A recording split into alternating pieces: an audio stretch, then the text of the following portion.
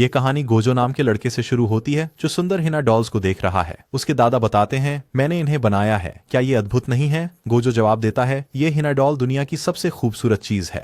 ये उसे अपनी खुद की हिना डॉल्स बनाने के लिए प्रेरित करता है। लेकिन अगले दिन उसकी दोस्त गुस्से में कहती है, ये बहुत डरावना है, तुम्हें लड़कियों की डॉल्स क्यों पसंद है? तुम तो लड़के हो। वह दोस्ती तोड़ देती है, ये कहते हुए, मुझे तुमसे नफरत है, और वह भाग जाती है इससे पहले कि वह कुछ समझा सके, और उसे दुख होता है। वर्तमान में गोजो अपनी फोन अलार्म की आवाज से जागता है। वह उठता है और गोजो ये सब अपने सामने देखकर शर्माता है। जब वह अपनी शर्ट के बटन खोल रही होती है तो उसे एहसास होता है कि गोजो वहां है और उसे दूसरी ओर देखने को कहती है। जैसे ही वह मुड़ता है वह अपनी शर्ट उतार देती है। वह सोचता है कि वह क्यों कपड़े बदल रही है। फिर वह उसे अपनी ओर देखने के लिए कहती है। वह संकोच करते हुए मुड़ता है और उसे एक पोशाक में देखता है। उससे पूछती है, इस ड्रेस के बारे में तुम क्या सोचते हो? मैंने इसे अपने लिए सिला था। वह पूछता है, तुमने क्या पहना है? तो वह उसे दिखाती है। वह तस्वीर देखता है और फिर उसे देखता है। ये बिल्कुल भी मेल नहीं खाता जो वह पहन रही है। वह पूरी तरह से चौंक जाता है और कहता है, क्या तुम मजाक कर रही हो? यह तो अलग है। और वह इससे निराश होती है। फिर वह ड्रेस को देखता है और कहता है कि यह गलत तरीके से बना है और इसमें बहुत सारी शिकने हैं। लेकिन तभी वह उसके चेहरे को देखता है जो ऐसा लगता है मानो वह रोने वाली हो, और वह इसे अधिक सख्ती से आलोचना करने के लिए माफी मांगता है, उसकी भावनाओं को ठेस पहुंचाने के लिए। वह उसे बताती है, मैं नाराज नहीं हूं। फिर वह चलती है, दौड़ती है, फिर उसके सामने खड़ी हो जाती है।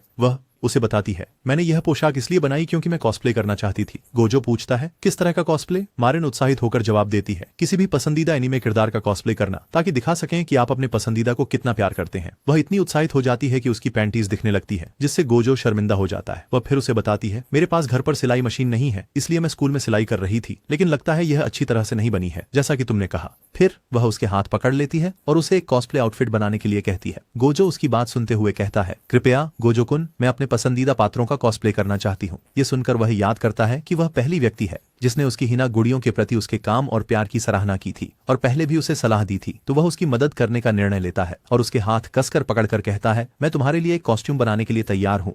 ये सुनकर मरीन बहुत खुश हो जाती है और यहाँ वहाँ कूदने लगती है। गोजो उसे देखता है क्योंकि वह खुशी के कारण बहुत भावुक हो जाती है अपने पसंदीदा पात्रों के कॉस्प्ले करने की सोच से। गोजो पूछता है कि वह पहले किस पात्र का कॉस्प्ले करना चाहती है।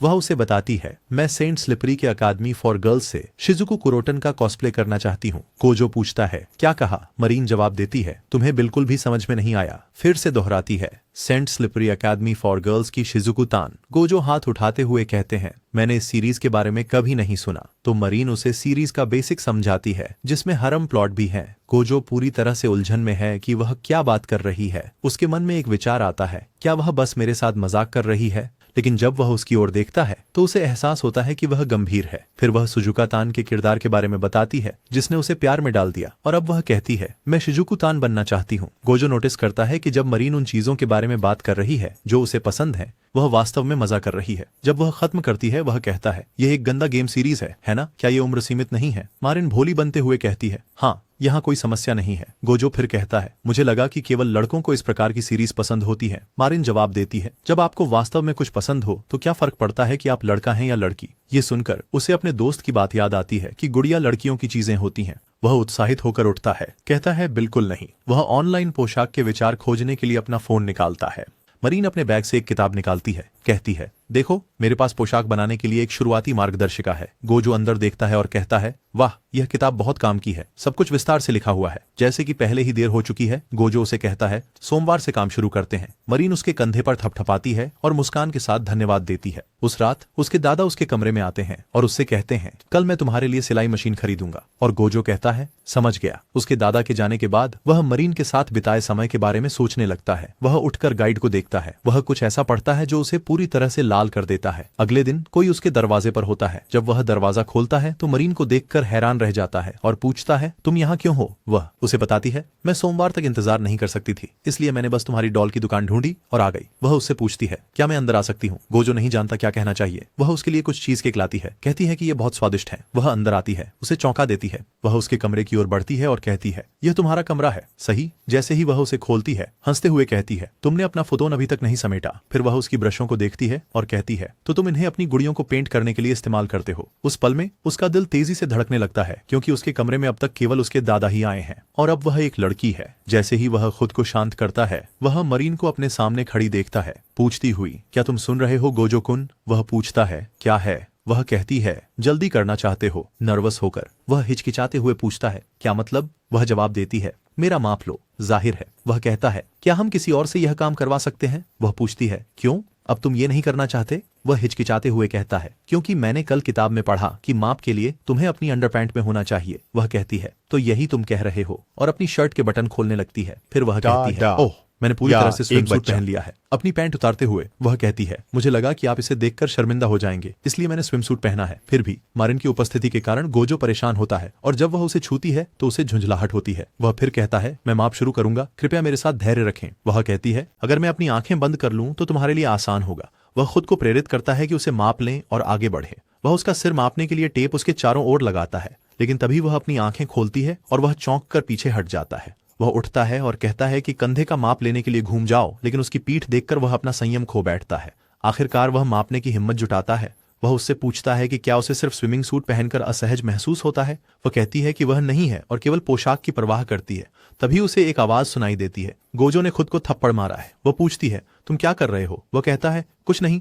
वह खुद को प्रेरित करता है, मुझे ऐसे अश्लील विचार नहीं रखने चाहिए। वह मुझ पर भरोसा कर रही है। फिर वह उसकी माप लेना शुरू करता है। ऐसा करते समय वह सोचता है, मुझे सिर्फ ध्यान केंद्रित करने की जरूरत है। बाद में मरीन उससे कहती है कि वह कॉस्प्ले के लिए जूते खरीदने के लिए उसका पैर नाप ले। वह उससे कहता है, मैं पहले एक कुर्सी लाता हूँ। उससे पहले कि वह जाए, वह उसके फ्यूटन पर बैठ जाती है और कहती है, यह काम करेगा। गोजो कहता है, नहीं नहीं, वहां से उठो, यह गंदा है। और मरीन लेट जाती है और कहती है, सब अच्छा है।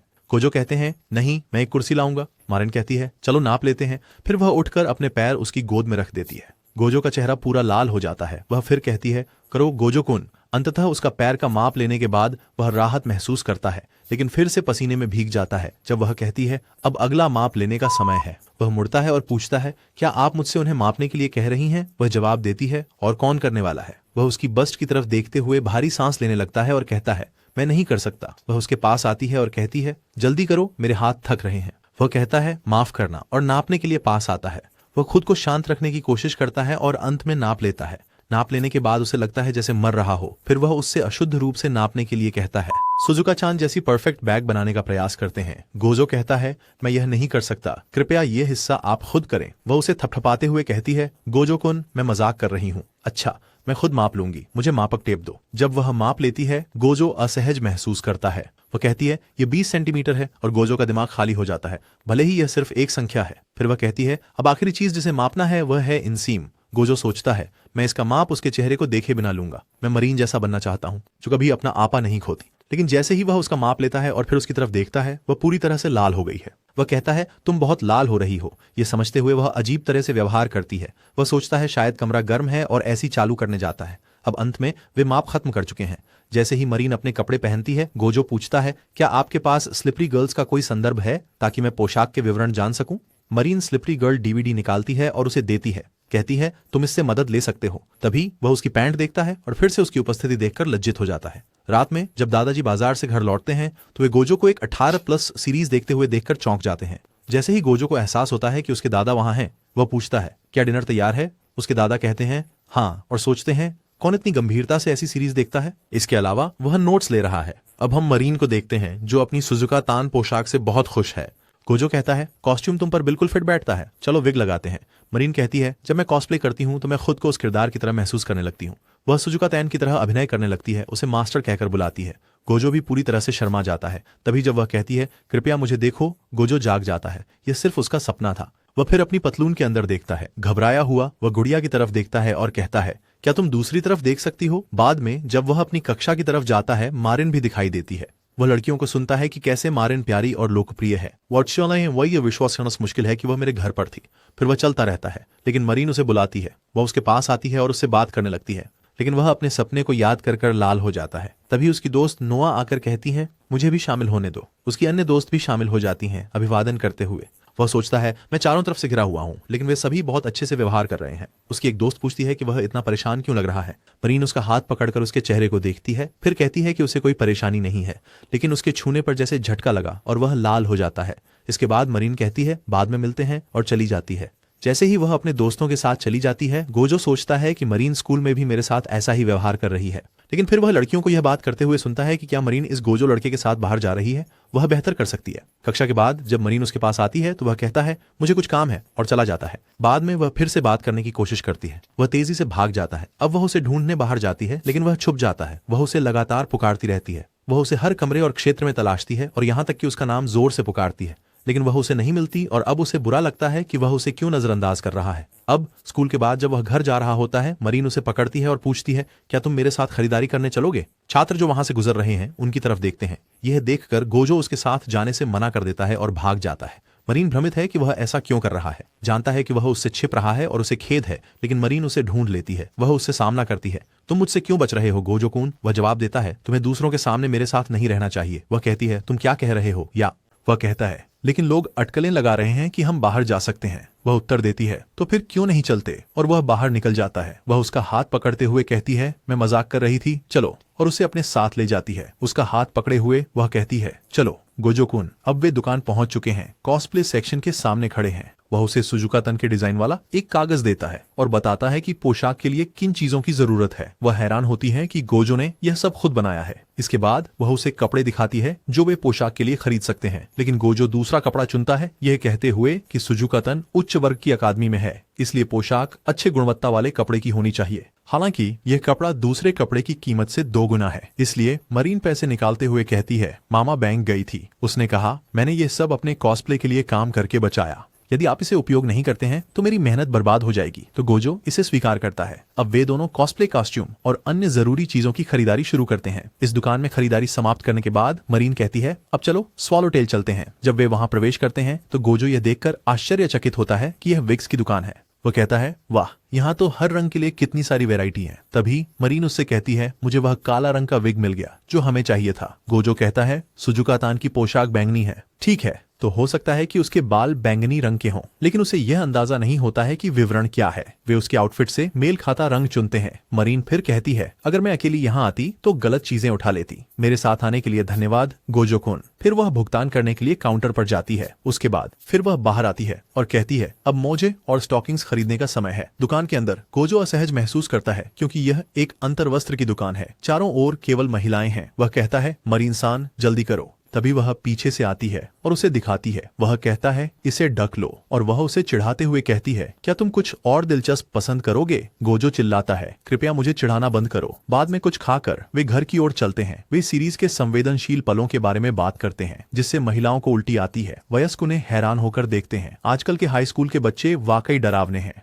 जब वे दोनों घर की ओर चलते हैं तो मरीन कहती है मैं सोच रही हूँ कि जब ये कॉस्प्ले तैयार हो जाए तो मुझे इसे कहाँ पहनना चाहिए। गोजो पूछते हैं क्या इसके लिए विशेष स्थान होते हैं। वह जवाब देती है हाँ, जैसे कॉस्प्ले इवेंट्स और किराए पर स्टूडियोज। इसके अलावा आप अपनी तस्वीरें सोशल मीडिया पर अपलोड कर सकते हैं। वो उसे उन कॉस्प्लेयर की तस्वीरें दिखाती है जिन्होंने अपनी तस्वीरें अपलोड की हैं। वो उसे एक रहस्यमय कॉस्प्लेयर जुजू के बारे में बताती है जो बहुत लोकप्रिय है, लेकिन कभी इवेंट्स में हिस्सा नहीं लेती। फिर वह उसे एक और कॉस्प्ले तस्वीर दिखाती है और उत्साहित होकर कहती है कि वह बहुत। अब जब वे चलते हैं मरीन कॉस्प्ले करने वालों की तस्वीरें स्क्रॉल कर रही है, ये कहते हुए कि कितनी प्यारी, सुंदर या खूबसूरत लगते हैं। लेकिन तभी वह रुक जाती है और कहती है तुमने एक शब्द नहीं कहा। तुम नहीं सोचते कि वे सुंदर या खूबसूरत हैं। गोजो जवाब देते हैं नहीं, ऐसा नहीं है, मुझे खेद है, ये कुछ परेशान करने वाला है, लेकिन जब मैं बच्चा था पहली बार मैंने अपने दादाजी के घर पर हिना गुड़िया देखी तो मैं उससे नजरें नहीं हटा सका। मैंने महसूस किया कि खूबसूरत शब्द ऐसी चीजों के लिए ही होता है। तो मैं सुंदर या खूबसूरत नहीं कह सकता जब तक मैं इसे दिल से महसूस न करूं। मरीन कहती है गोजो कुन तुम पूरी तरह से फेस गाय हो।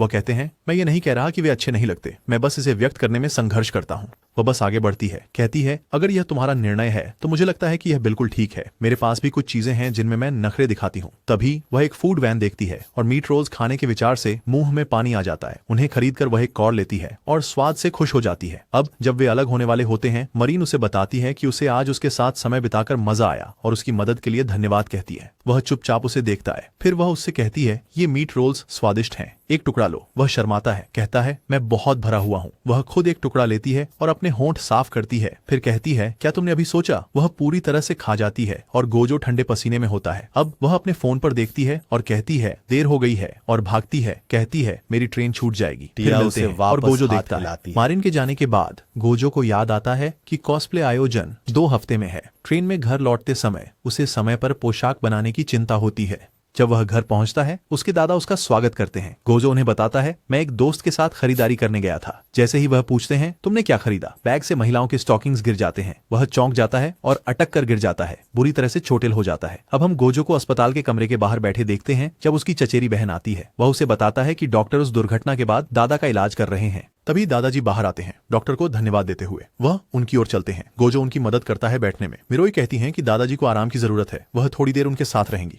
और गोजो से कहती है कि वह रात उसके घर बिताए। दादा कहते हैं, मुझे उम्मीद है कि मैं किसी पर बोझ नहीं बनूंगा। अब वे यूरोई के घर की ओर बढ़ते हैं। अगले दिन स्कूल में गोजो मरीन को अपने दादा के साथ हुई दुर्घटना के बारे में बताता है। मरीन कहती है, मुझे बताओ अगर तुम्हें किसी भी तरह की मदद की जरूरत हो। गोजो कहता है, धन्यवाद, मैं बताऊंगा। ठीक है। वह उससे नंबर एक्सचेंज करने के लिए कहती है ताकि कुछ हो जाए तो संपर्क में रह सकें, और गोजो मान जाता है। क्लास में वापस जाते समय गोजो सोचता है, मैं पोशाक पर काम नहीं कर पाया, आज ही शुरू करने की जरूरत है। उस गुड़िया की सिर को शुभ प्रभात कहता है जिसने उसे गुड़िया बनाने के लिए प्रेरित किया।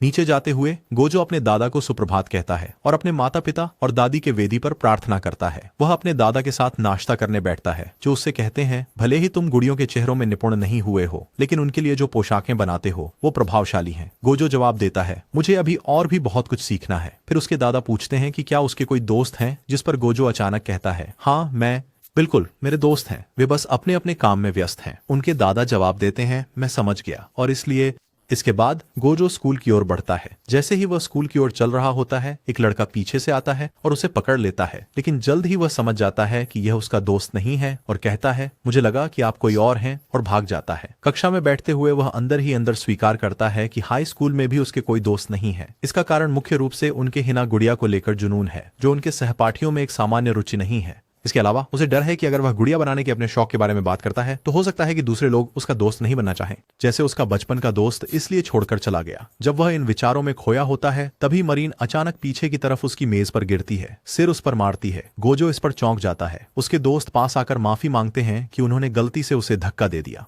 पूरी कक्षा का ध्यान उसकी ओर चला जाता है। वह अपना सिर रगड़ते हुए उठती है और गोजो से माफी मांगती है। वह बस उसे देखता रह जाता है क्योंकि वह बहुत प्यारी है। तभी वह उसके हाथ को देखती है और उसे छूकर पूछती है, ये निशान क्या है? ये कट नहीं है ना? घबराते हुए गोजो अपने हाथ को हटाते हैं और कहते हैं कि यह कुछ नहीं है। मरीन कहती है, सच में यह अच्छा है। फिर मुस्कुराती है। जैसे ही वह चली जाती है, वह अपने हाथ पर लगे स्याही को छुपाता है जो हिना गुड़िया बनाते समय लग गई थी। जब वह चल रही होती है तो वह उसकी पीठ की ओर देखता है और शर्मा जाता है। वह उसके बारे में सोचता है कि मरीन एक बहुत खुशमिजाज और लोकप्रिय लड़की है जिसके कई दोस्त हैं। उल्टा तभी नोहा कल उनके साथ हुई घटना का जिक्र करती है। वह अपने दोस्तों को बताती है कि एक स्मार्ट लड़का मारिन से इजहार करने आया था, लेकिन फिर उसने मारिन के एनीमे की चाबी के छल्ले का मजाक उड़ाया और कहा कि यह बेकार है। यह उसे गुस्सा दिला देता है और वह जवाब देती है, यहाँ पर बेकार तो तुम हो, और चली जाती है। अब उसकी दोस्त उससे कहती है, अगर वह लड़का हॉट था तो तुम्हें उसे मौका देना चाहिए था। मारिन जवाब देती है, मुझे उसकी हॉटनेस से कोई फर्क नहीं पड़ता। गोजो उनकी बातचीत सुन रहा है। फिर वह कहती है, मुझे ऐसे लड़के पसंद नहीं। उसने सच में उन चीजों का मजाक बनाया जो मुझे पसंद हैं। ये सुनकर गोजो के दिल को छूता है। भले ही वह बिल्कुल विपरीत दुनिया में रहती है, उनके बीच एक समानता है। स्कूल के बाद उसके सहपाठी गोजो से पूछते हैं कि क्या वह उनकी सफाई की जिम्मेदारी संभाल सकता है। गोजो कहता है, हाँ ठीक है, और वे उसे काम के साथ छोड़ देते हैं। वह फिर सफाई शुरू करता है जब अचानक वह देखता है कि मरीन कक्षा में प्रवेश कर रही है। वह सीटें व्यवस्थित करने लगती है क्योंकि आज उसकी सफाई की ड्यूटी है। वह उससे पूछती है, बाकी लोग कहाँ हैं जिनकी सफाई की ड्यूटी है? वह जवाब देता है, वे घर चले गए, उनका कुछ काम था। वह उससे पूछती है, गोजो-कुन, क्या वे तुम्हारा फायदा उठा रहे हैं? वह अनिच्छा से स्वीकार करता है, शायद हाँ, वे सोचते हैं मैं भरोसेमंद हूँ। मारिन जवाब देती है, वे तुम्हारा फायदा उठा रहे हैं, तुम्हें वह नहीं करना चाहिए जो तुम नहीं चाहते। वह उसे खुद के लिए बोलने को कहती है। रात में सिलाई करते समय वह खुद को चोटिल कर लेता है। उसके दादाजी पूछते हुए दिखाई देते हैं, क्या हुआ? वह कहता है, मेरी उंगली कट गई। जब उनके दादाजी पट्टी लेने गए हैं, वह सफाई के दौरान मरीन की सलाह को याद करता है और सोचता है, वो मेरी भावनाओं को समझ गई। मैंने हमेशा अपनी भावनाओं को दबाया है। और फिर अपने बचपन के दोस्त के शब्दों को याद करता है, मुझे तुमसे नफरत है। जैसे ही वह फिर से सिलाई शुरू करता है, तभी उसके दादाजी एक पट्टी लेकर आते हैं। गोजो को एहसास होता है कि मशीन काम नहीं कर रही है और वो अपने दादाजी को बताता है। सोने से पहले वह अपनी पट्टी बंधी उंगलियों को देखता है और जल्द ही एक नई मशीन खरीदने के बारे में सोचता है।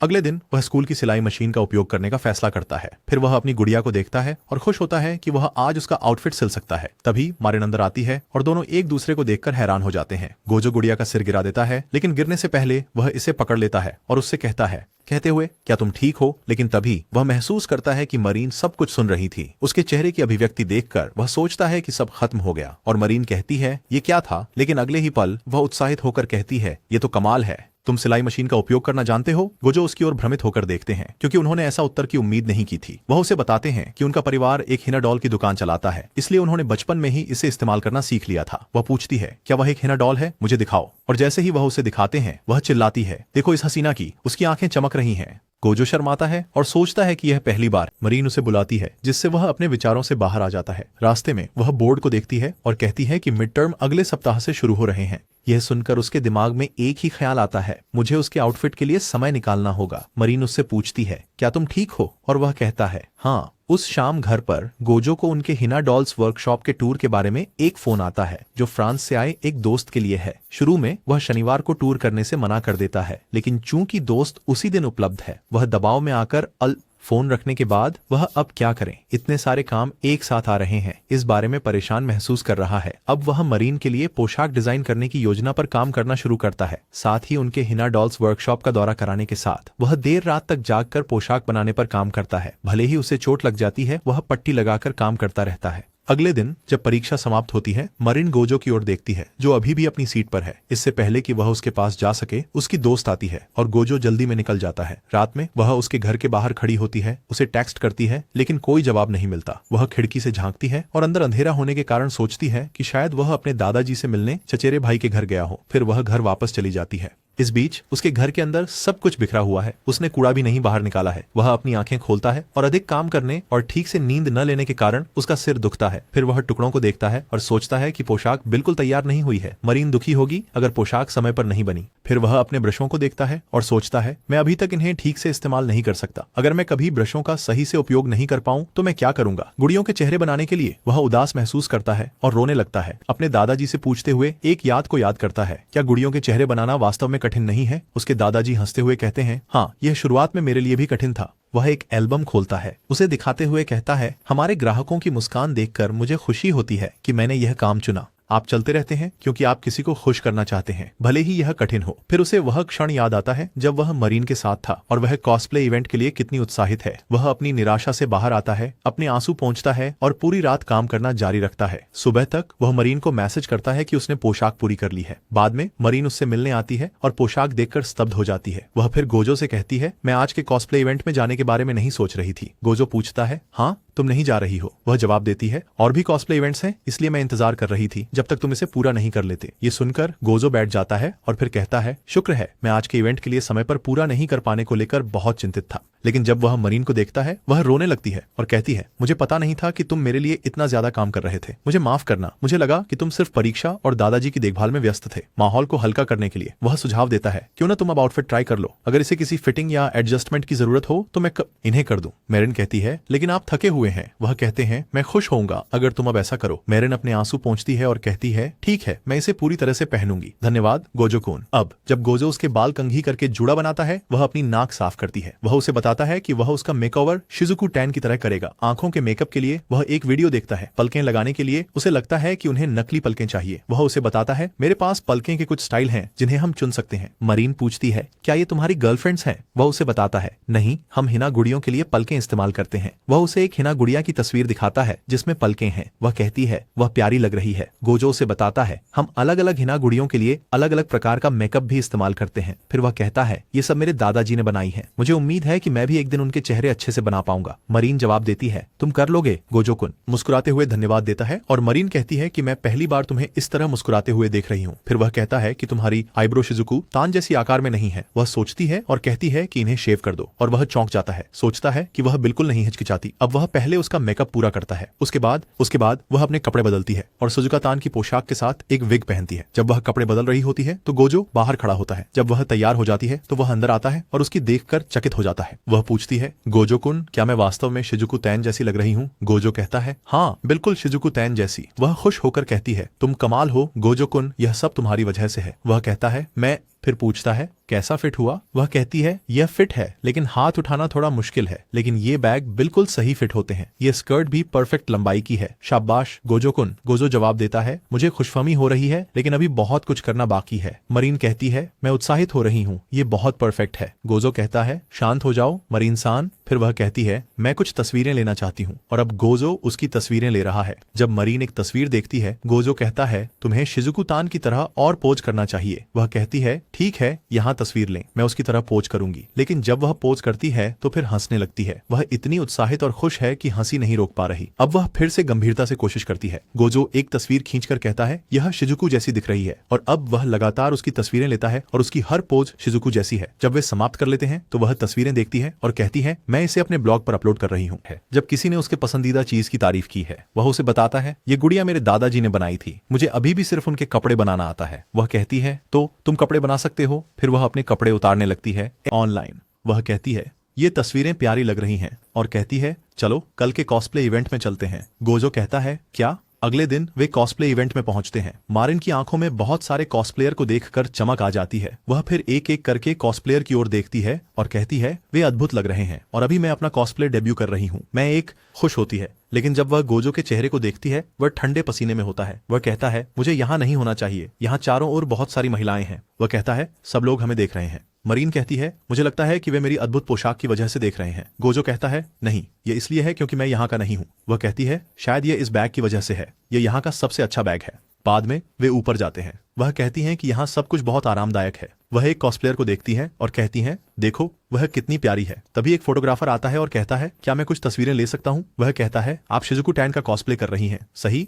मरीन का चेहरा चमक उठता है। वह कहती है, हाँ। गोजो साइड में खड़ा होकर मरीन को देखता है। वह शिजुको तान की तरह पोज करती है जब फोटोग्राफर उसकी तस्वीर लेता है। फिर वह तस्वीर को देखकर कहती है, ये बहुत प्यारी। फिर वह कहती है, चलो एक सेल्फी लेते हैं। अब जैसे ही फोटोग्राफर जाता है, दूसरा आता है। फोटोग्राफर उससे पोज बनाने को कहता है। गोजो सोचता है कि वह शिजुको तान जैसी लग रही है। फिर वह दूसरे कॉस्प्लेयरों को देखता है और सोचता है कि वे अपने पसंदीदा किरदारों का कॉस्प्ले कर रहे हैं, इसीलिए वे इतनी स्वतंत्रता से मजा ले सकते हैं। फिर वह वापस मैरिन की तरफ देखता है, सोचता है कि वह भी मजे कर रही है। उसे याद आता है जब उसने उससे कॉस्प्ले आउटफिट बनाने को कहा था और उसने अपना वादा पूरा किया। लेकिन फिर उसे एहसास होता है कि मारिन के साथ इस तरह घूमना आज खत्म हो जाएगा। वह सोचता है कि उसके कभी दोस्त नहीं रहे। मारिन पहली है जो उसकी दोस्त बनी और उनके साथ घूमना बहुत मजेदार था। उसी समय मरीन गोजो को ढूंढती है और जैसे ही वह उसे देखती है, उसे राहत महसूस होती है और गोजो अपनी नजरें उससे हटा नहीं पाता। फोटो सत्र पूरा करने के बाद वह गोजो की ओर दौड़ती है। फिर वह उसके सामने रुकती है और कहती है, मुझे लगा तुम मुझे छोड़कर गायब हो गए और मैं। फिर वह कहती है, मेरे कपड़े उतरने वाले हैं। गोजो पूछता है, क्या कहा अभी? वह दोहराती है और कहती है, कल रात मैं उन तस्वीरों को देख रही थी जो तुमने मेरी ली थी और शिजुको तान का बस्ट और बड़ा होना चाहिए था, इसलिए मैंने आज नया ब्रा पहना है। अब मेरा सीना सचमुच फटने वाला है। वह कहता है, मैंने पोशाक तुम्हारे लिए पूरी तरह फिट करने के लिए बनाई थी, इसलिए नए ब्रा के लिए जगह नहीं थी। फिर वह कहती है, यह पोशाक खुद ही बहुत हॉट है। मैं।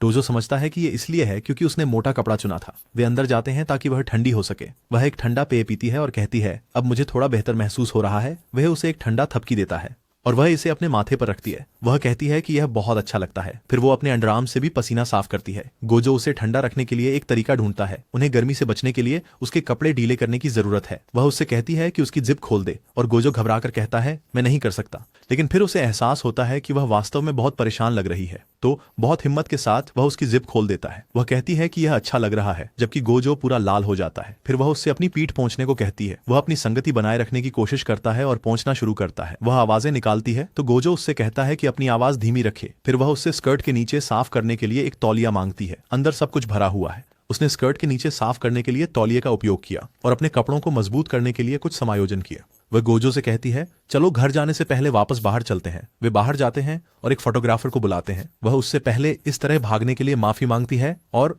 उसे बताता है, तुम अब तस्वीरें ले सकती हो। वह पोज देती है। इस शूट के दौरान अचानक से तेज हवा मारिन की स्कर्ट ऊपर उठा देती है, जिससे उसकी जांघों पर निशान दिखाई देते हैं। गोजो और फोटोग्राफर दोनों शर्मा जाते हैं और वह गलती से तस्वीरें क्लिक कर लेती है। वह कहती है, मैं इन्हें तुरंत हटा दूंगी। लेकिन मारिन को सिर्फ इस बात की चिंता है कि वह पोज नहीं बना सकी जो वह चाहती थी। इस घटना के बाद वे दोनों ट्रेन में वापस घर जाते हैं। मारिन धन्यवाद देती है गोजो को, यह सब तुम्हारी वजह से है, मैं इवेंट में जा पाई। गोजो जवाब देता है, यह मेरे लिए भी एक अच्छा अनुभव था और मुझे वाकई में बहुत मजा आया। गोजो फिर थोड़ा उदास हो जाता है, यह सोचते हुए कि यह मारिन के साथ आखिरी बार है।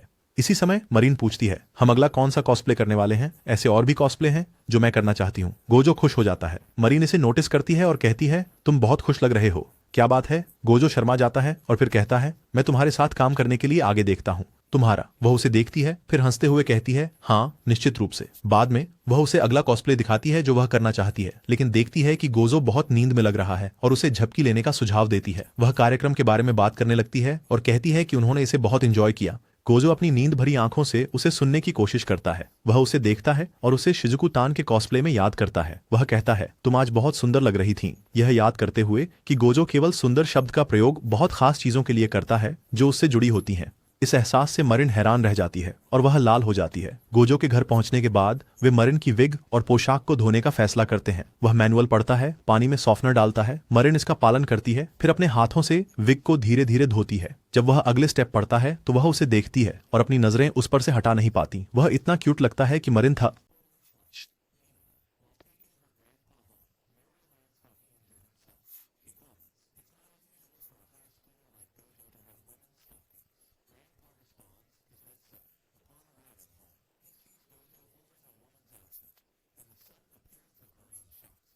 जिससे उसकी पीठ दरवाजे से टकरा गई। अब गोजो उस पर राहत के लिए केटोप्रोफेन की पट्टियां लगाते हैं। दादा गोजो की ओर देखते हैं जो कहते हैं, हमने कुछ भी अनुचित नहीं किया। दादा कहते हैं, मैं देख सकता हूँ। पोशाक को देखते हुए वह करीब आते हैं और कहते हैं, यह प्रभावशाली है। गोजो कहते हैं, मुझे अभी भी बहुत काम करना है। लेकिन वह अपने दादाजी को अपनी कमियों और जहाँ उसे सुधार करने की आवश्यकता है बताना शुरू करता है। जबकि मारिन गोजो को देख रही है, वह सोचती है, मैं पूरी तरह गोजो खून पर फिदा हूँ। वह उलझन में है कि वह उसे पसंद करती है या उसे प्यार करती है। जब वह इस स्थिति को कैसे संभाले इसके बारे में सोच रही है, उसके पेट से आवाज आती है। आवाज सुनकर वे ध्यान देते हैं और गोजो पूछते हैं, क्या तुम्हें भूख लगी है? मोरिन लाल हो जाती है और महसूस करती है जैसे कोई उसे अब मार दे। वे उसे उनके साथ रात का खाना खाने के लिए कहते हैं। बाद में वे साथ में डिनर के लिए बैठते हैं। मरीन एक कौर लेती है और कहती है कि यह स्वादिष्ट है। वह कहती है, यह अद्भुत है कि तुम्हें खाना बनाना भी आता है। गोजो जवाब देता है, क्योंकि मेरे माता पिता नहीं है, मैं ही सारा खाना बनाता हूँ। मरीन कहती है, तुम मेरी तरह हो। मेरी माँ बीमारी से मरी और मेरे पिताजी काम के लिए बाहर हैं, तो मैं अकेली रहती हूँ। उसके दादा पूछते हैं, क्या तुम्हें ठीक से खाना मिलता है? वह एक तस्वीर दिखाते हुए कहती है, हाँ, मैं ज्यादातर सुविधा स्टोर से खरीदती हूँ क्योंकि मुझे पार्ट टाइम काम करना पड़ता है, इसलिए खाना बनाने का ज्यादा समय नहीं मिलता। वे उसके अस्वस्थ खाने को देखकर चौंक जाते हैं। दादा पूछते हैं, क्या तुम्हें यकीन है कि तुम्हारा शरीर ठीक है?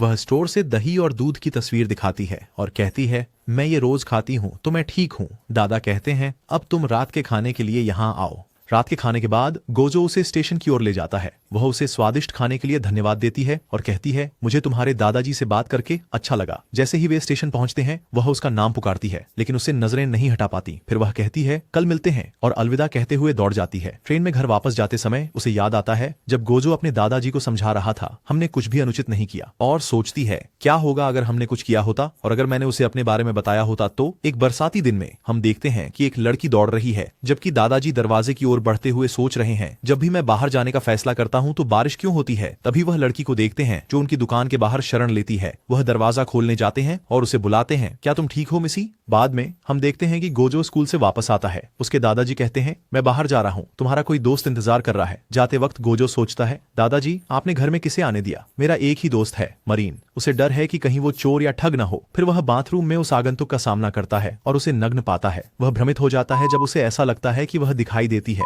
लड़की वाकाना पर चिल्लाने वाली थी, लेकिन इसके बजाय पीछे फिसल जाती है। उसे याद आता है कि उसने अपने दादा से कहा था कि हिना गुड़िया का चेहरा नरम और रेशमी था, बिल्कुल उसके सामने की लड़की की तरह। लड़की पूरी तरह से चौंकी और शर्मा गई। खैर, बाद में वे दोनों एक कमरे में एक अजीब स्थिति में बैठते हैं। माहौल को हल्का करने के लिए वह पूछता है, तुम यहाँ क्यों आई हो? वह जवाब देती है, पोशाक। वह सोचता है कि वह यहाँ ये देखने आई है कि हिना गुड़िया कैसे बनाई जाती है। फिर वह उसका नाम और स्कूल पूछता है। वह जवाब देती है, मेरा नाम सजुना इनुई है, मैं 12वीं कक्षा में हूँ। गोजो यह जानकर हैरान हो जाता है कि वह उससे बड़ी है। फिर वह उसे हिना गुड़िया के कपड़ों को दिखाने के लिए ले जाता है, सोचते हुए कि वह ये देखना चाहती है। वह सोचता है कि जब लोग गुड़ियों में दिलचस्पी लेते हैं तो उसे खुशी होती है। वह पूछती है कि गुड़ियों के सिर क्यों नहीं है, और गोजो कहता है कि सिर यहाँ है, हम उन्हें अलग रखते हैं और बाद में मिलाते हैं। फिर वह एक और गुड़िया को देखती है और कहती है, इसका किमोनो सुंदर है। फिर वह अन्य गुड़ियों को भी देखती है और उनकी प्रशंसा करती है। गोजो कहते हैं कि ये सभी सुंदर हैं, इनको देखिए। लेकिन लड़की उसे पकड़ती है और पूछती है, क्यों हम गुड़ियों को देख रहे हैं? वह उसे मरीन के कॉस्प्ले को दिखाती है और कहती है, तुमने इसे बनाया था, है ना? मेरे लिए भी एक पोशाक बनाओ। वह कहता है, मैं यह व्यवसाय के लिए नहीं करता। तो वह उसे ब्लैकमेल करती है, पहले बाथरूम में तुमने मुझे देखा था, तुम एक झांकने वाले टॉम हो। टॉम, अगर मैंने तुम्हारी रिपोर्ट की तो तुम्हें गिरफ्तार कर लिया जाएगा अगर तुम पोशाक नहीं बनाते। गोजो पूरी तरह से सदमे और डर में है। वह कहती है, तो गोजो, तुम मेरे लिए जुजू एक पोशाक बनाओगे। उसे याद आता है कि जुजू वह नाम है जिसे एक्सोप्लेयर मरीन सबसे अधिक प्रशंसा करती है। वह याद करता है कि उन्होंने बात की थी कि जुजू एक ग्रेड स्कूलर लगती है,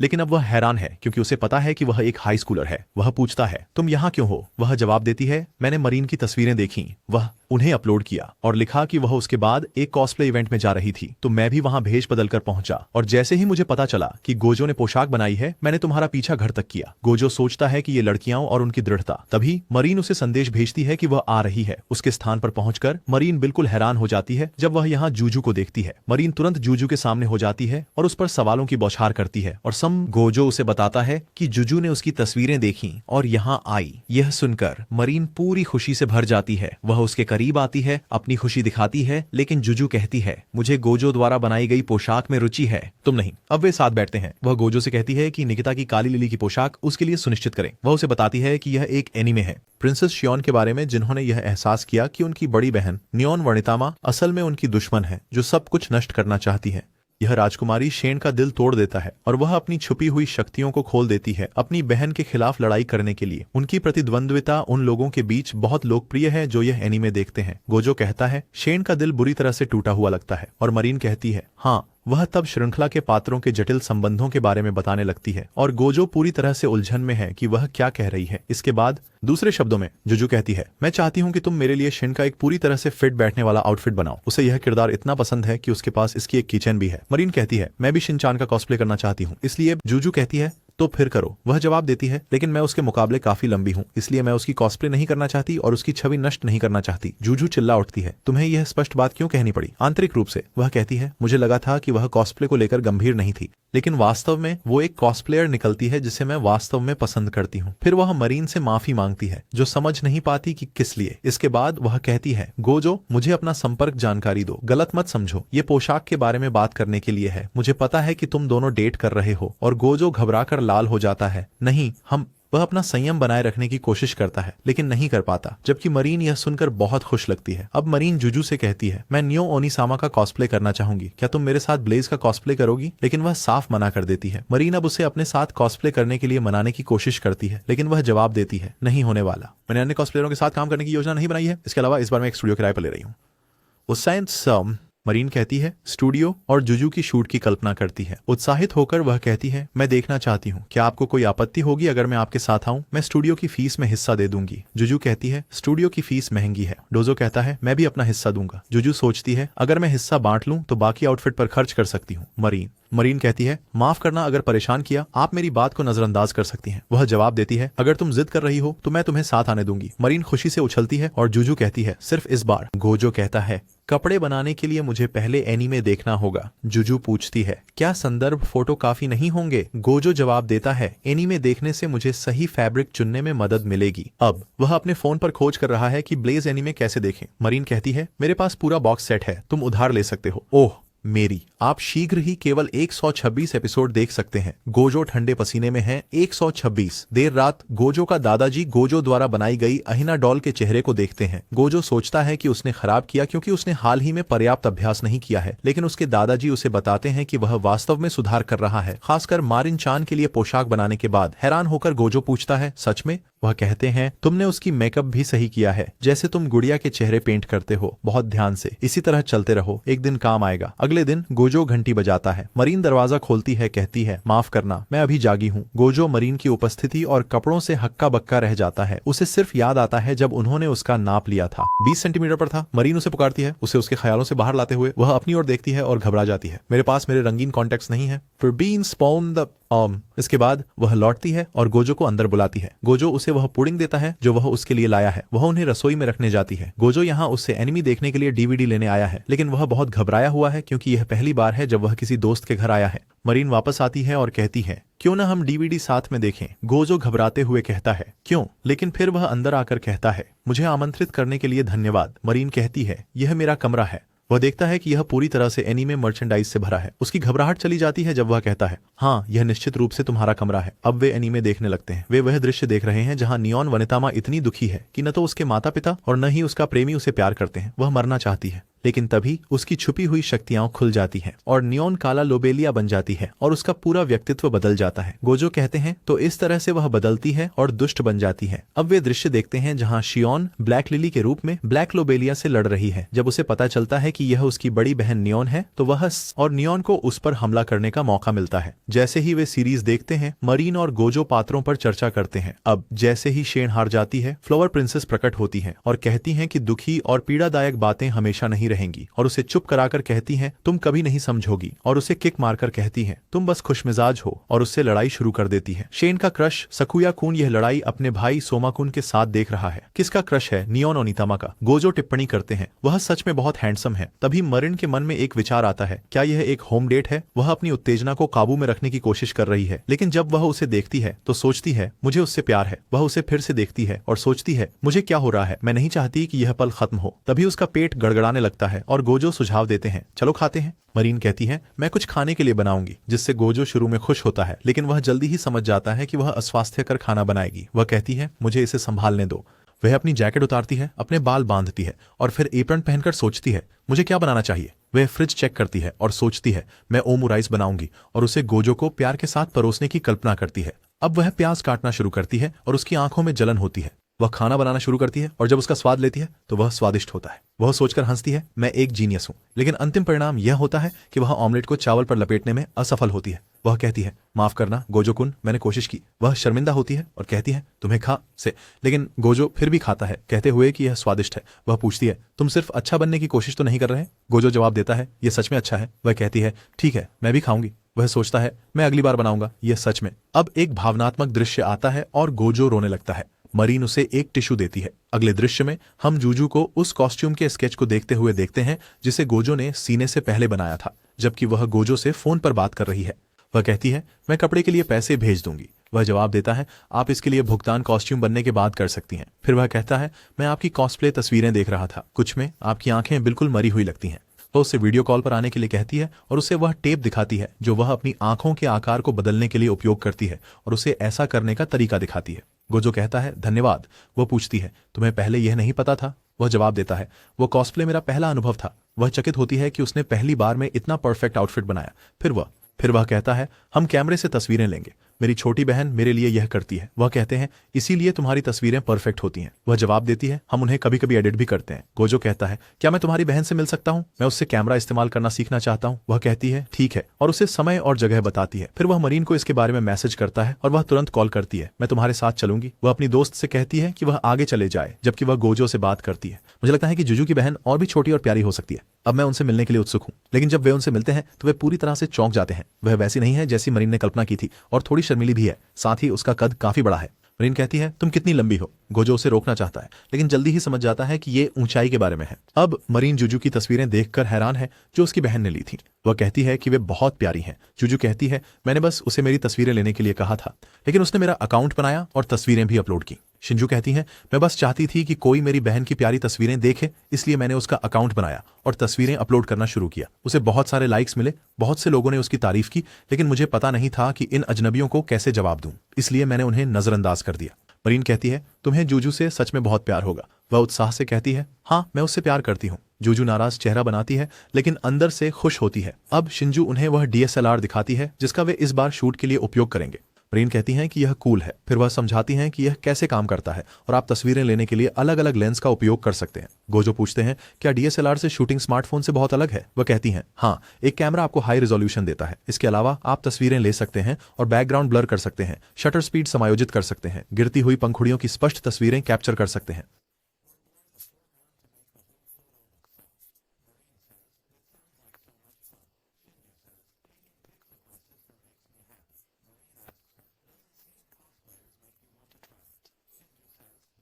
कॉस्प्ले। जूजू पूछती हैं तुम भी कॉस्प्ले करना चाहती हो? वह जवाब देती है नहीं, मुझे सिर्फ तस्वीरें खींचना पसंद है। अब मरीन कैमरा लेती है उसे आजमाने के लिए और सबकी एक तस्वीर लेती है। फिर गोजो देखता है कि DSLR की कीमत कितनी है और कीमत देखकर चौंकता है, बहुत महंगा। मरीन कहती है तुम बहुत तेज हो। वह बोझ भी महसूस कर सकता है जब जूजू कहती है अगर तुम अन्य उपकरण जोड़ दो तो इसकी लागत और भी अधिक हो जाती है। गोजो कहता है मुझे विश्वास नहीं हो रहा कि जिस दिन इवेंट था सभी के पास इतनी महंगी कैमरे थे। मरीन कहती है हम स्मार्टफोन का इस्तेमाल तब तक करेंगे जब तक मैं बचत करूं। अब जाने से पहले जूजू कहती है हम किराए पर लेने से पहले शूटिंग स्थानों की तलाश करने जा रहे हैं, क्या तुम आने के लिए? मरीन और गोजो कहते हैं हाँ हम करेंगे। वह कहती है ठीक है। अगले दिन वे सब स्टूडियो के बाहर पहुंचते हैं। जूजू को ऐसे स्थानों से थोड़ी डर लगती है। यह एक छोड़ी हुई इमारत है, थोड़ी डरावनी। मरीन और शिंजू अंदर जाते हैं। गोजो कहता है यह ब्लैक लिली डिप्रेशन सीन के लिए कॉस्प्ले करने की एकदम सही जगह है। जूजू कहती है हाँ। गोजो अंदर आता है, कहता है कि माहौल थोड़ा डरावना है। मरीन कहती है हम ऊपर देखने जा रहे हैं। गोजो जूजू से पूछता है क्या यह जगह आपके लिए असहज है? वह हिचकिचाते हुए कहती है ऐसा बिल्कुल नहीं है। अब मरीन जगह को देखती है, कहती है क्या यह थोड़ी अंधेरी नहीं है? शिंदो कहता है हमारे पास फ्लैश है तो हम ठीक रहेंगे। फिर वह उसे बताती है कि शूटिंग के दौरान फ्लैशलाइट कैसे मदद करता है और मरीन कहती है कि यह बहुत शानदार है।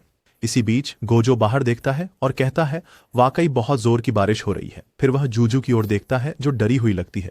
वह उससे पूछता है क्या तुम ठीक हो? वो कहती है मैं ठीक हूं, लेकिन वह नहीं है। तो गोजो उससे कहता है मैं तुम्हारे लिए जगह देख सकता हूं। वह जवाब देती है नहीं, मैं ब्लैक लिली का कॉस्प्ले करूंगी, इसलिए मैं इसे खुद करूंगी। फिर वह उससे उसके भविष्य के सपनों के बारे में पूछती है। वह जवाब देता है मैं एक हीना डॉल जिंचुरिकी बनना चाहता हूं। वह कहती है ये एक सुंदर सपना है। मेरे मामले में मैं हमेशा बचपन से ब्लैक लिली बनना चाहती थी। वह कूल है, मजबूत है और सुंदर पोशाक पहनती है। मैं ब्लैक लिली के प्रति जुनूनी थी, लेकिन जब मैं प्राथमिक विद्यालय में थी तो मुझे पता चला कि मैं उसके जैसी शक्तियां नहीं पा सकती। लेकिन जब मैं माध्यमिक विद्यालय में थी तो मैंने पाया कि आप पोशाक खरीद सकते हैं और कॉस्प्ले कर सकते हैं। मैंने एक खरीदी, लेकिन वह मेरे लिए बहुत बड़ी थी। यह मेरा पहला कॉस्प्ले था और यह भयानक था। इस बार मुझे लगता है कि मेरा सपना ब्लैक लिली की सही तरीके से कॉस्प्ले करने से सच हो सकता है। गोजो उससे पूछते हैं तुमने मुझसे इतना महत्वपूर्ण पोशाक बनाने के लिए क्यों कहा? मुझसे बेहतर बहुत से लोग हैं। वह जवाब देती है मैं मरीन के परफेक्ट कॉस्प्ले आउटफिट को देखकर जलन महसूस कर रही थी। मैंने सोचा कि मैं भी इस व्यक्ति द्वारा बनाया हुआ आउटफिट पहनना चाहती हूँ। फिर वह कहती है आपका बनाया हुआ पोशाक देखकर मुझे पहली नजर में प्यार हो गया। इससे गोजो को अपने बचपन की याद आई जब उसने पहली बार हिना गुड़ियों को देखा था। वह कहता है यह सुंदर है। उसका दादा हंसते हुए कहते हैं हम इन सुंदरियों को ऐसे बनाते हैं कि लोग पहली नजर का प्यार महसूस करें। गोरजो कहता है मैं आपके जैसा बनना चाहता हूँ दादाजी। उनके दादाजी जवाब देते हैं हाँ तुम बन जाओगे, बस थोड़ा अभ्यास करना है। उसकी आंखों से आंसू निकल आते हैं, यह महसूस करके कि उसके दादाजी कितने खुश थे। लेकिन वह जूझो को डरावने लगते हैं। जब वह उसकी ओर बढ़ते हैं तो वह उसे रोकने की कोशिश करती है। तभी वह उसके हाथ पकड़ता है और कहता है मेरे काम की सराहना करने के लिए धन्यवाद। चूंकि यह पहली बार है जब किसी लड़के ने उसका हाथ पकड़ा जिससे वह बेहोश हो गई। अब हम कुछ दिन बाद का दृश्य देखते हैं। यह परीक्षा का आखिरी दिन था।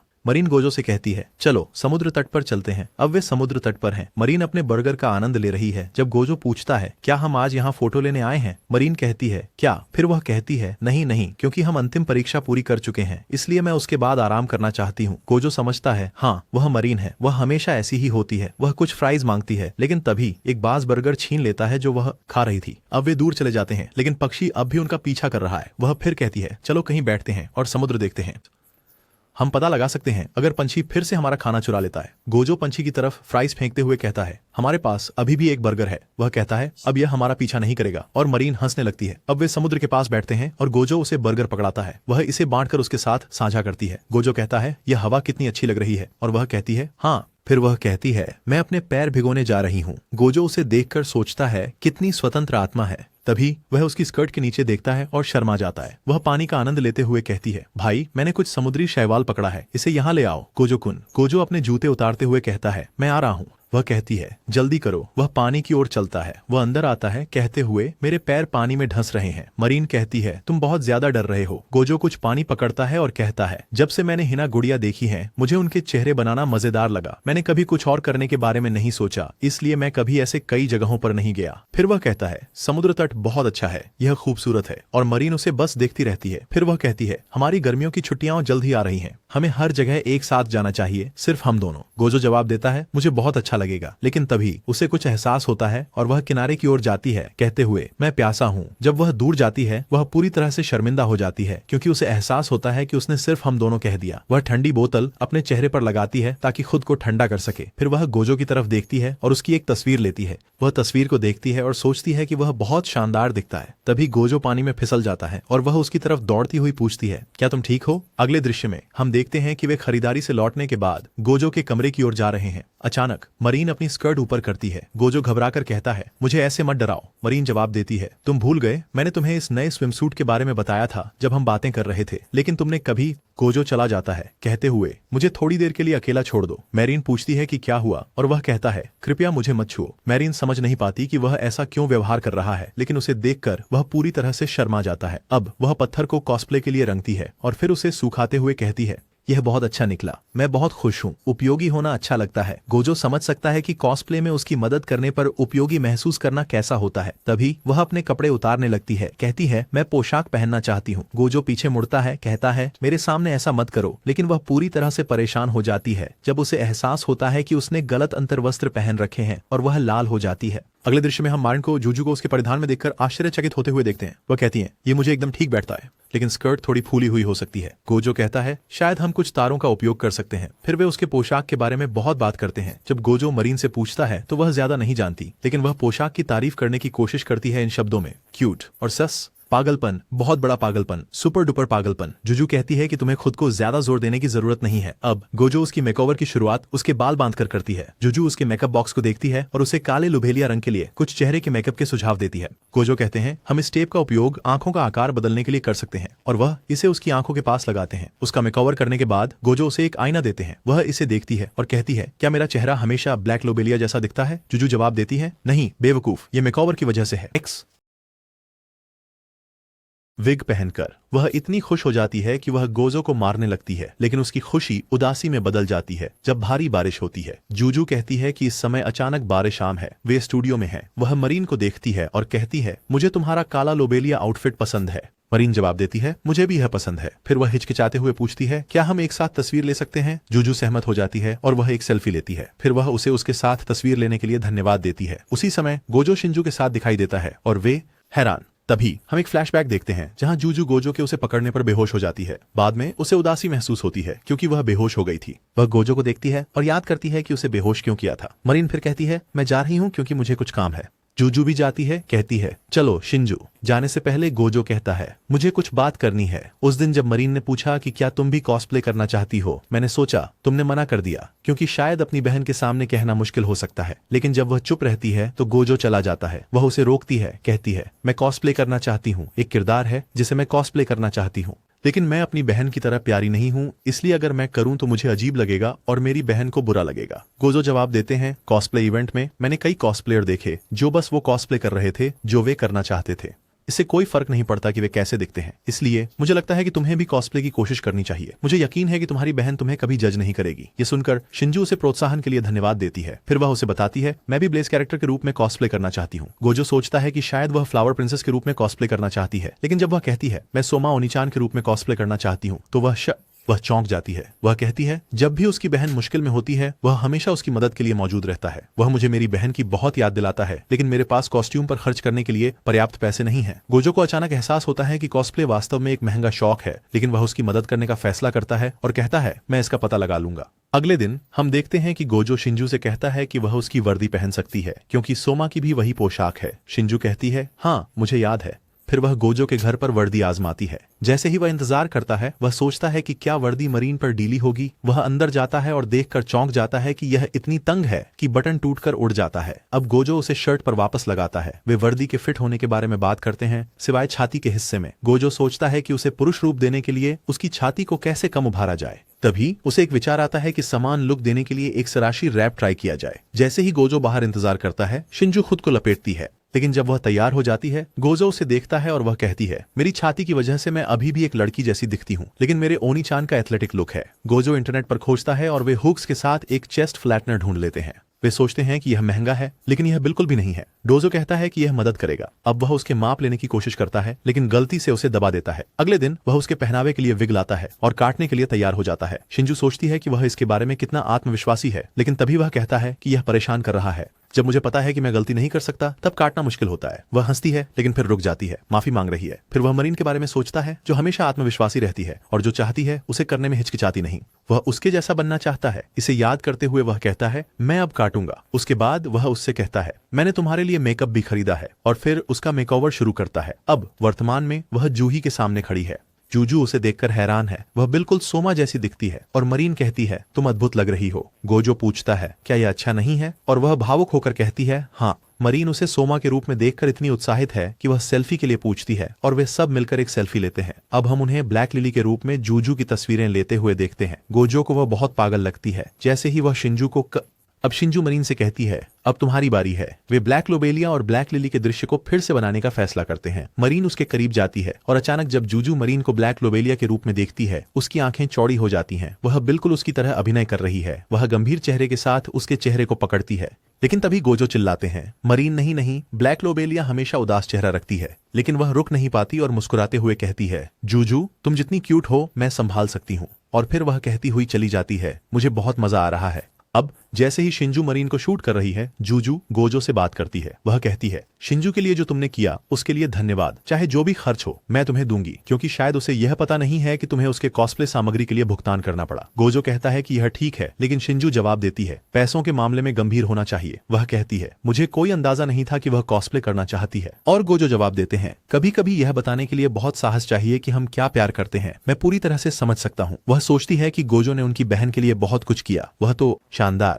गोजो मुड़कर पूछते हैं क्या तुमने कुछ कहा? वह कहती है कुछ नहीं। दृश्य मरीन की ओर शिफ्ट हो जाता है। शिंजू उसकी तस्वीरें ले रही है। वह पूरी तरह से ब्लैक लोबेलिया की तरह दिखती है। तभी शिंजू कहती है मैंने तुम्हारी सबसे अच्छी तस्वीर ली। अचानक मरीन को कुछ की आवाज सुनाई देती है। वह कहती है शिंजू का बस्ट बड़ा हो रहा है और शिंजू के होल्डर्स टूट जाते। शिंजू मरीन की सबसे खूबसूरत तस्वीरों में से एक को देखती है और सोचती है गोजो की पोशाकें वे अकेली चीज नहीं है जिनसे मैं पहली नजर में प्यार कर बैठी।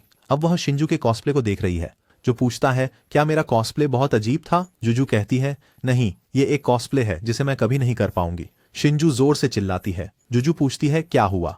वह कहती है लेकिन तुम हर कॉस्प्ले में अच्छी लगती हो। जूजू कहती है नहीं, सोमा की पोशाक के लिए किसी लंबे व्यक्ति की जरूरत थी।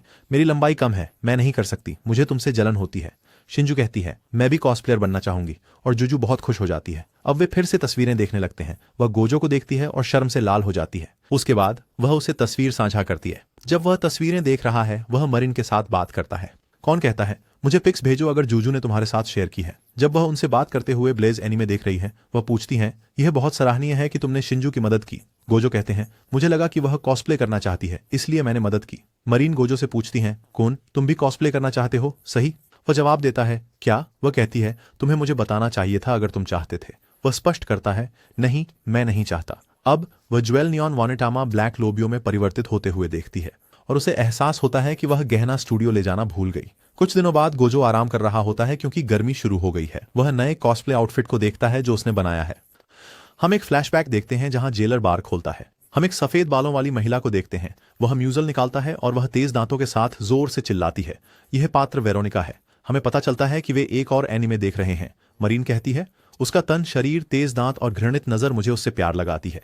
गोजो कहता है मैं उसका आउटफिट कॉस्प्ले के लिए बहुत जल्दी बना सकता हूं। अब वर्तमान में वह सोचता है मैंने इसे वास्तव में अन्य आउटफिट्स की तुलना में ज्यादा जल्दी बना दिया। तभी मरीन आवाज लगाती है मैं यहां हूं, और वह दरवाजा खोलने जाता है। वह उसकी तन पड़ी त्वचा देखकर बिल्कुल चौंक जाता है, बिल्कुल वेरोनिका की तरह। वह पूछता है तुम्हारी त्वचा का रंग तन कैसे हुआ? वह जवाब देती है मैंने यह वेरोनिका ताया के लिए किया। गोजो चिल्लाता है तुम्हें उसके लिए ऐसा करने की जरूरत नहीं थी। फिर वह कहती है क्या मैं शावर ले सकती हूँ? और उसे बताती है मैंने अपने शरीर पर फाउंडेशन लगाया है, मुझे धूप में टैन नहीं हुआ है। गोजो बाथरूम का दरवाजा बंद कर देता है और मरीन अपने कपड़े उतारते हुए कहती है ओह, ये सब पसीने से भरे हुए हैं। गोजो कहता है मैं अपने कपड़े बाहर रख रहा हूं ताकि तुम उन्हें पहन सको। शावर के बाद वह कोला पीती है और कहती है यह कितना अच्छा लग रहा है। गोजो सोचता है कि उसने उसके कपड़े पहने हैं और असहज महसूस करता है। मरीन पूछती है तुम शर्मा क्यों रहे हो? वह अपना चेहरा छिपाने की कोशिश करता है। फिर वह उसे वेरोनिका कॉस्प्ले मेकअप के लिए खरीदा हुआ टैन फाउंडेशन और कॉस्प्ले के लिए चेन दिखाती है। उसने दृश्यों को फिर से बनाने के लिए वॉलपेपर भी खरीदा था। वह कहती है लेकिन मुझे दांत नहीं मिले। गोजो कहते हैं मैंने ये नकली नाखून खरीदे हैं जिन्हें दांत की तरह इस्तेमाल किया जा सकता है। मरीन उन्हें तुरंत पहन लेती है। वह दिखाती है, कहती है मैं कैसी लग रही हूँ? गोजो कहते हैं कमाल की। फिर वह कहती है अब मैं तैयार हो जाऊंगी, और फाउंडेशन लगाने के लिए अपनी टी शर्ट ऊपर खींचती है। गोजो उसे देखकर लाल हो जाते हैं और वह पूछती है तुम्हें हीट स्ट्रोक हो रहा है? लाल। वह उसके लिए पानी लाने के लिए उठने की कोशिश करता है, लेकिन उसके पास चेन होने के कारण वह गिर जाती है और उसका सिर दीवार से टकरा जाता है। वह घायल हो जाती है और विग नहीं पहन पाती, इसलिए कॉस्प्ले को टाल दिया जाता है। अगले वे बाहर जाते हैं और एक पुरुष वस्त्र की दुकान में प्रवेश करते हैं। वह कहती है चलो तुम्हारे लिए कुछ कपड़े खरीदते हैं। वे अंदर जाते हैं और वह उसे शर्ट आजमाने के लिए कहती है। वह बाहर इंतजार कर रही है जब वह बदल रहा होता है। एक सहायक उसे देखता है और सोचता है वह बहुत आकर्षक है, अंदर आदमी जरूर उसका बॉयफ्रेंड होगा। लेकिन जब गोजो बाहर आता है तो वह आदमी सोचता है यार उसे देखकर मुझे मर जाना चाहिए। वह कहता है अगर तुम्हें कोई मदद चाहिए हो तो बस मुझे बताना। अब गोजो नया शर्ट ट्राई करता रहता है और मरीन बस उसे घूरती रहती है। इसे देखते हुए वह सोचती है मुझे क्या करना चाहिए, वह हर एक में मुझे पूरी तरह से पसंद है। तभी वह कहता है मैं इस तरह की शर्ट्स नहीं पहनता। वह उसे एक साधारण टी शर्ट आजमाने के लिए कहती है। फिर वह अपने लिए एक निकालती है, सोचती है मैं उसके साथ मेल खा पाऊंगी। वह इसे पहनकर बाहर आती है लेकिन गोजो स्तब्ध हो जाता है। कुछ चीजें आजमाने के बाद वह कहती है मुझे भूख लगी है, तो वे खाने जाते हैं और बहुत मजा करते हैं। वहां से निकलने के बाद मरीन पूछती है हम वेरोनिका का कॉस्प्ले कब करेंगे। गोजो जवाब देता है मुझे माफ करना होगा। वह पूछती है क्यों, समझाओ। वह कहता है अन्य पोशाकों की तुलना में इस पर कपड़े की मात्रा पहले से बहुत कम है, मैं नहीं देख पाऊंगा। यह सुनकर मरीन अचानक उसे मारने लगती है, कहती है ओह माय गॉड, मैं इतने गंभीर कारण के बारे में सोचकर इतनी गंभीर हो गई थी। वह एक चेहरा बनाती है और कहती है मैं आपकी चिंता समझती हूं, मैं इसे खुद ही घर पर करूंगी। गोजो झिझकते हुए कहता है ठीक है। तभी मरीन उसकी ओर देखती है, उसका हाथ खींचती है और कहती है क्या तुम चाहते हो कि मैं पहनकर अपनी एक तस्वीर भेजूं। गोजो घबरा जाता है, लाल हो जाता है। वह कहती है मैं मजाक कर रही हूं। अब जब गर्मी आ चुकी है मरीन कहती है ओह बहुत गर्म है, जैसा कि वे सड़क के किनारे खड़े होते हैं। फिर वे मंगा कैफे में जाते हैं, यह निर्णय लेते हैं कि कुछ समय वहां बिताएंगे और पिएंगे। लेकिन गोजो पूरा लाल हो रहा है क्योंकि वे वहां बहुत करीब बैठ रहे हैं। मरीन कहती है अरे ये सीट्स कितनी आरामदायक हैं। जैसे ही वह आगे झुककर देखती है गोजो सोचता है हम इतनी करीब हैं और यह कमरा इतना छोटा क्यों है। लेकिन फिर वह यह देखकर हैरान हो जाता है कि वह बॉन्कर्स पेज देख रही है। इसके बाद वह उसे एक प्रसिद्ध मंगा दिखाती है, कहती है कि यह सबसे ज्यादा बिकने वाला है। वह उसे देती है और कहानी बताती है। बाद में घर पर नायक कण में पूरी रात उपन्यास लिखते रहते हैं और प्यारी दानव लिज क्यों उन्हें सोने की कोशिश करती है। वो कहती है मुझे लिज की छोटी पसंद है, ये बिल्कुल जूजू की तरह है जो प्यारी लगती है। वह कहती है मैं लिज कयून जैसा कॉस्प्ले करना चाहती हूँ। गोजो पूछता है तो फिर तुम क्यों नहीं करती। वह जवाब देती है मुझे नहीं लगता कि मैं छोटी में प्यारी लगूंगी। लेकिन गोजो कहता है मुझे लगता है वे तुम पर बहुत अच्छी लगेंगी, और यह सुनकर वह शर्माती है। गोजो कहता है मुझे लगता है कि तुम्हें कॉस्प्ले जरूर करना चाहिए। मरीन कुछ कहना चाहती है लेकिन वह नहीं कह पाई, लेकिन फिर कहती है शायद मैं कर लूंगी। वह फिर उससे पात्र के विवरण के बारे में पूछता है। वह उसे बताती है कि लिज क्यून ऐसा दानव है जो पुरुषों को अश्लील सपने दिखाता है और फिर मार डालता है। गोजो पूछता है उसमें मजेदार क्या है, ये काफी परेशान करने वाला है। वह कहती है यह बेहद शांतिदायक है, मंगा पढ़ लो तुम समझ जाओगे। वह उसे पढ़ना शुरू करता है। लिज कयन कानमे को सुलाने के लिए एक लोरी गाती है। वह उसे सुला नहीं पाती, इसके बजाय वह खुद सो जाती है। अगले दिन वह उसे चॉकलेट देता है और उसे बहुत खुशी होती है। जैसे जैसे गोजो मंगा को आगे पढ़ता है उसे बहुत अच्छा महसूस होता है। इसके बाद मारिन कहती है मैं कुछ सामान लेने जा रही हूं और चली जाती है। इस बीच गोजो चरित्र को देखता है और सोचता है ड्राइंग्स इतनी सरल हैं कि मुझे समझ नहीं आता कि पोशाक को कैसे दिखना चाहिए, जबकि दूसरे कॉस्ट्यूम्स मैंने बनाए हैं। वो सोचता है मुझे इसे खुद ही सोचना होगा। कैफे में कुछ समय बिताने के बाद मारिन कहती है मुझे बहुत मजा आया। गोजो पूछता है क्या हम किताबों की दुकान पर जा सकते हैं, मैं मंगा लेना चाहता था। वह कहती है ठीक है चलो चलते हैं। अगले दृश्य में हम देखते हैं कि गोजो पूरी तरह से पसीने में है क्योंकि वह इस समय लव होटल में बैठा है। फिर हम पिछले दिन की एक फ्लैशबैक देखते हैं। गोजो मैरीन को मैसेज करता है मैंने आउटफिट बना लिया है। मैरीन कहती है चलो स्टूडियो में फोटो शूट करते हैं। अब वे स्टूडियो के बाहर खड़े हैं। मैरीन अंदर जाती है कहते हुए चलो। वे चेक इन करते हैं क्योंकि यह एक होटल रूम है फोटोशूट के लिए। जब वे अंदर आते हैं मैरीन कमरे को देखकर उत्साहित हो जाती है। मरीन फिर एक इलेक्ट्रिक मसाजर को देखती है और कहती है देखो लव होटल में उनके पास यह चीज भी है। गोजो पूरी तरह से चौंक जाता है और पूछता है क्या तुमने लव होटल कहा। वह कहती है हाँ, और वह घबरा जाता है। मरीन कहती है वास्तव में मैंने इस जगह की तस्वीरें इंटरनेट पर देखी और बुक कर ली, लेकिन जब हम जगह के बाहर पहुंचे तब मुझे एहसास हुआ कि यह एक लव होटल है। होटल। गोजो छिड़कर कहते हैं तुम्हें विवरण जांचना चाहिए था। फिर वह चारों ओर देखते हैं और सोचते हैं इस कमरे में सब कुछ इतना परिपक्व लगता है, मुझे चक्कर आ रहा है। मरीन फिर कहती है कभी कभी कोस्प्लेयर लव होटल में गर्ल्स नाइट्स मनाते हैं, तस्वीरें दिखाते हुए। वह कहती है देखो वे मजे कर रहे हैं। फिर वह कहती है मुझे भूख लगी है, मैं कुछ ऑर्डर करूंगी। लेकिन तभी गोजो उसे रोकता है और कहता है हमारी तरह नाबालिगों को यहाँ नहीं होना चाहिए। लेकिन वह बस कहती है मैं जाके कपड़े बदल लूंगी क्योंकि यहाँ खर्च किए पैसों की बर्बादी हो जाएगी अगर हमने कुछ नहीं किया। मरीन फिर बाथरूम में प्रवेश करती है और कहती है ये टब गजब है, मेरे साथ आना चाहोगे। और गोजो पूरी तरह से शर्मिंदा हो जाता है। अब वर्तमान में वापस आते हैं जब वह अपना आउटफिट पहन रही है। गोजो बाहर बैठा है और पसीने से तरबतर है क्योंकि वह मरीन के साथ लव होटल में अकेला है। वह बेहतर महसूस करने के लिए टीवी खोलता है, लेकिन जैसे ही वयस्क चीजें चलने लगती हैं वह उसे बंद कर देता है। अचानक मरीन दिखाई देती है, उसे डरा देती है। वह कहती है ये पोशाक बहुत प्यारी है, बटन मोती के हैं, ये बहुत प्यारा है। और जब वह पोशाक की तारीफ करती है तो गोजो कहता है मैंने चरित्र की पोशाक पर कुछ शोध किया। जैसा कि मंगा में चीजें स्पष्ट नहीं हैं, इसलिए मैंने दानव लड़कियों के कपड़ों पर शोध किया और फिर पोशाक बनाई। मरीन कहती है, इसलिए यह बहुत अच्छा है। वह फिर उसके पास बैठती है और कहती है, सिर्फ यह ड्रेस ही नहीं बल्कि सारे कपड़े जो तुम बनाते हो सबसे अच्छे हैं। और गोजो जवाब में कहता है, बहुत बहुत धन्यवाद। अब वह उसका मेकअप करना शुरू करता है। इसके बाद वह आखिरकार तैयार हो जाती है। वह कहती है, क्या मैं छोटी में अच्छी लग रही हूँ? वह जवाब देता है, ऐसा लगता है जैसे लिज कयन मंगा से बाहर आ गई हो। वह कहती है, मैं अभी बहुत शर्मिंदा हूँ। वह कहता है ना, वाह बहुत सुंदर। और वह सोचती है कि वह उससे कह रहा है, लेकिन वास्तव में वह विग की तारीफ कर रहा है और वह उदास चेहरा बनाती है। फिर वह कहती है, मुझे ये पंख बहुत पसंद है। गोजो कहता है, मैं कुछ को फिर से बनाना चाहता हूँ।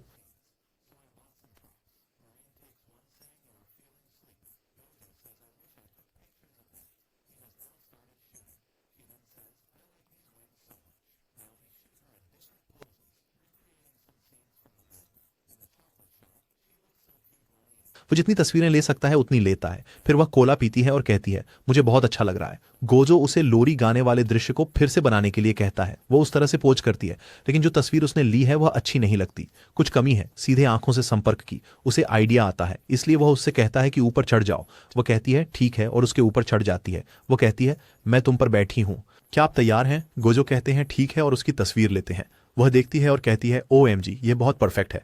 वेरिन कहती है, मैं बहुत मजे कर रही हूँ। गोजो कहते हैं, मैं भी बहुत मजे कर रहा हूँ। लेकिन तभी उसे एहसास होता है कि वे किस स्थिति में हैं। ये अब भी एक होटल है। वह मरीन की ओर देखता है और असहज महसूस करता है। वह कहता है, मुझे अभी तुम्हें मुझसे दूर चाहिए, और गलती से उसे पकड़ लेता है और वह चिल्लाने ही वाली होती है, लेकिन रुक जाती है। उसका फोन स्विच बोर्ड पर गिरता है और लाइट बंद हो जाती है। अंधेरा है और वे दोनों एक दूसरे को पूरी तरह से शर्माते हुए देखते हैं। वे चूमने वाले होते हैं जब फोन बजता है। होटल मैनेजमेंट कहता है कि चेकआउट का समय हो गया है। मरीन कहती है, मैं कपड़े बदलने जा रही हूँ अंदर। वे अपनी तस्वीरें देखते हैं। तभी जुजू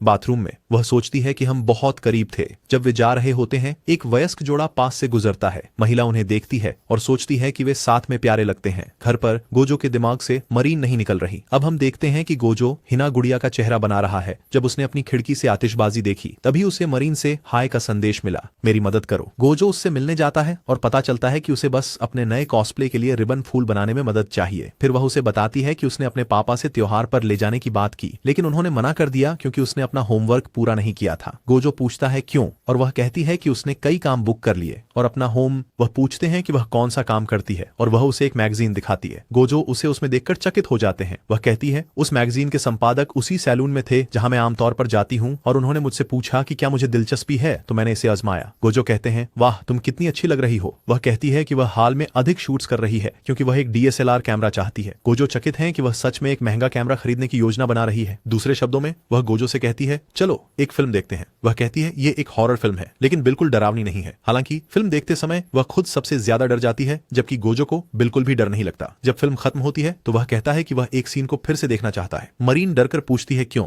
और वह कहता है कि वह उनके कॉस्ट्यूम और मेकअप से कुछ सीख सकता है, और मरीन ज्यादा डरने से बचने के लिए मुंह फेर लेती है। जब वह अपना अंग्रेजी का होमवर्क करती है और खुश होती है कि उसने यह पूरा कर लिया, तो उसे याद आता है कि उसने अपना गणित का होमवर्क स्कूल में भूल गई। तो वे इसे लेने के लिए स्कूल जाते हैं। इसे लेने के बाद वे क्लास से बाहर निकलते हैं। जैसे ही वे सीढ़ियां उतरते हैं, वह बाहर देखती है और स्कूल पुलिस को देखती है। वह गोजो को अपने साथ वहां ले जाती है। वह कहती है, मैं सिर्फ अपना पैर डुबाने जा रही हूँ, लेकिन अंदर गिर जाती है। जब वह बाहर नहीं आती तो गोजो पूरी तरह से डर जाता है और उसे बचाने के लिए छलांग लगाता है। जब वह उसे बाहर लाता है तो वह कहती है, मैंने सच में सोचा था कि मैं अभी खत्म हो गई थी। वह उठकर कहती है, मुझे तैरना नहीं आता, लेकिन मुझे पानी इतना पसंद है कि मैं मुझे समुद्र देखना, बैठकर लहरों को सुनना अच्छा लगता है, इसलिए मुझे तैरना नहीं आता, फिर भी जाना पसंद है। गोजो कहते हैं कि उन्हें भी ऐसा ही लगता है, भले ही वे अभी गुड़ियों के चेहरे नहीं पेंट कर सकते, लेकिन उन्हें यह पसंद है। फिर वह कहती है, चलो साथ में त्योहार के लिए चलते हैं। गोजो उससे उसके होमवर्क के बारे में पूछता है। वह कहती है, मैं इसे बहुत जल्दी पूरा कर लूंगी। उसी दिन बाद में जब गोजो एक गुड़िया का चेहरा पेंट कर रहा था, उसे मरीन से एक संदेश मिला कि वह अपना होमवर्क कर रही है। शाम को जब गोजो त्योहार के लिए निकल रहा होता है, क्योंकि उसने अपना होमवर्क पूरा कर लिया है, उसके दादाजी कहते हैं कि ध्यान रखना, और वह अलविदा कहता है। अब वह त्योहार पहुंचने के लिए ट्रेन लेता है, और जब वह वहां पहुंचता है तो इतने सारे लोगों को देखकर वह चकित हो जाता है। वह मरीन के संदेशों को देखता है और उसका इंतजार करता है। तभी वह आती है और कहती है, इंतजार कराने के लिए माफ करना। वह अपनी आंखें उससे हटा नहीं पाता। वह उससे पूछती है कि वह युकाता में कैसी लग रही है, लेकिन वह बस उसे देखता रहता है। वह पूछती है, क्या हुआ, मुझे बताओ, क्या तुम उन लोगों में से हो जो लड़की की गर्दन के पीछे के हिस्से को देखकर उत्साहित हो जाते हैं? और वह बस शर्मा जाता है और कुछ नहीं कह पाता। उसके दिल की धड़कन तेजी से बढ़ने बढ़ने लगती है। यह सोचकर मुझे खुशी है कि मैंने युकाता पहनी, और वह अपनी गर्दन को और दिखाने की कोशिश करती है। बाद में वह उसे बताती है कि उस दुकान को देखो जिस पर कैंडी वाले सेब हैं। एक खरीदने के बाद वह कहती है मैं अब इसे खाने वाली हूँ। फिर वह एक और दुकान की तरफ जाती है, लेकिन गोजो देखता है कि वह पहले ही दूसरी दुकान पर चली गई है। अब वह उसे इतनी सारी दुकानों पर ले जाती है कि उसे चिढ़ महसूस होने लगता है। फिर वह कहती है अब चलो चौराहे पर चलकर खाते हैं, यह हमारे लिए पर्याप्त होगा। अब जब वे एक दूसरे से बात करते और चलते हैं तभी आतिशबाजी शुरू होती है। दोनों इसे देखकर हैरान रह जाते हैं। बहुत शानदार लग रही है।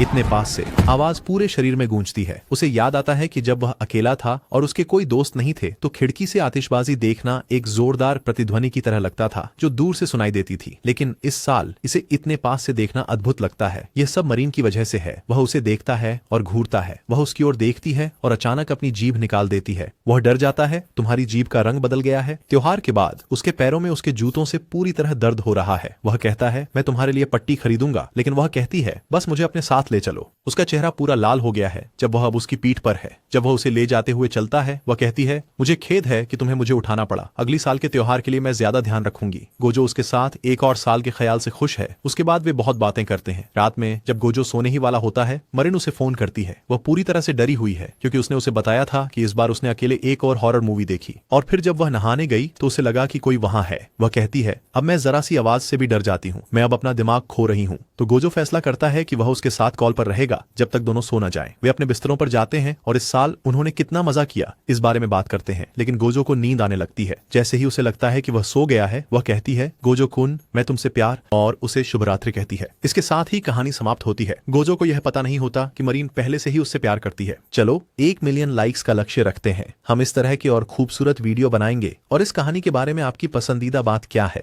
मैं आपके प्रत्येक टिप्पणी पढ़ता हूँ, तो अभी टिप्पणी करें और भूलें नहीं आप लोग सबसे अच्छे हैं।